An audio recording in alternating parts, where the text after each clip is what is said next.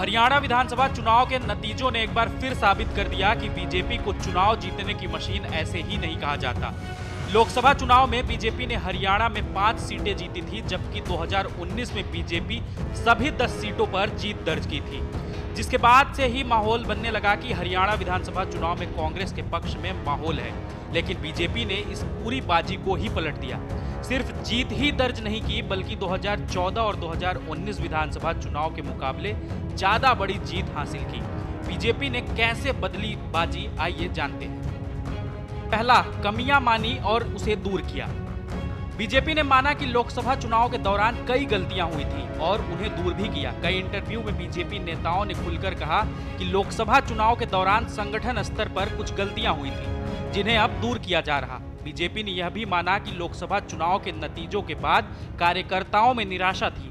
BJP ने इसे युद्ध स्तर पर एड्रेस किया। बीजेपी के सीनियर नेता अलग अलग ग्रुप में कार्यकर्ताओं से मिले और निराशा को दूर किया।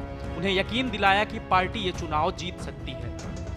दूसरा, कांग्रेस के मुद्दे को किया काउंटर। हरियाणा ऐसा राज्य है जहां बड़ी से बड़ी संख्या में युवा सेना में जाते हैं। यहां अग्निवीर का एक मुद्दा रहा। कांग्रेस ने इस मुद्दे को लगातार उठाया भी।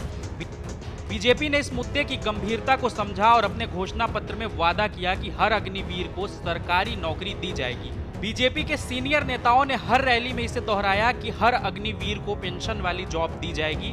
अग्निवीर को लेकर बीजेपी के खिलाफ बन रहे माहौल को बीजेपी काउंटर करने में सफल रही। तीसरा, जाति से लेकर बिरादरी तक के समीकरण का ध्यान दिया। हरियाणा में 36 बिरादरी को सबसे अहम फैक्टर माना जाता है। जहां कांग्रेस इस पर उलझी रही कि जाट बनाम नॉन जाट मुद्दा होगा, वहीं बीजेपी ने बिरादरी के हिसाब से अपने समीकरणों को फिट किया। जाट लैंड में भी बीजेपी जीती, जबकि पूरे चुनाव भर में यह कहा जाता रहा कि जाट बीजेपी से बहुत नाराज है। बीजेपी ने ओबीसी को अपने पक्ष में करने के लिए कई मोहल्ला मीटिंग की। हरियाणा में ओबीसी 35% हैं।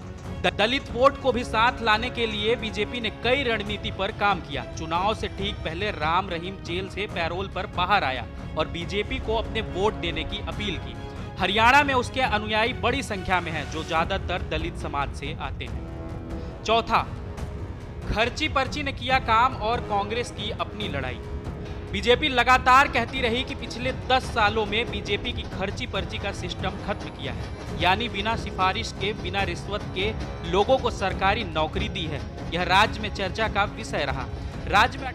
राज्य में 18 से 39 साल के 94 लाख से ज्यादा वोटर हैं और उसका असर दिखा। एंटी इनकम्बेंसी से निपटने के लिए बीजेपी ने लोकसभा चुनाव से पहले ही सीएम बदला और फिर अपने खिलाफ जा रहे वोटों के बंटवारों की भी रणनीति बनाई। सबसे ज्यादा निर्दलीय उम्मीदवार इस बार मैदान में थे। ज्यादातर उम्मीदवारों ने एंटी बीजेपी वोटों का बंटवारा किया और बीजेपी की जीत में योगदान दिया। साथ ही कांग्रेस नेताओं ने आपसी लड़ाई में भी बीजेपी की जीत की राह खोली। आप इस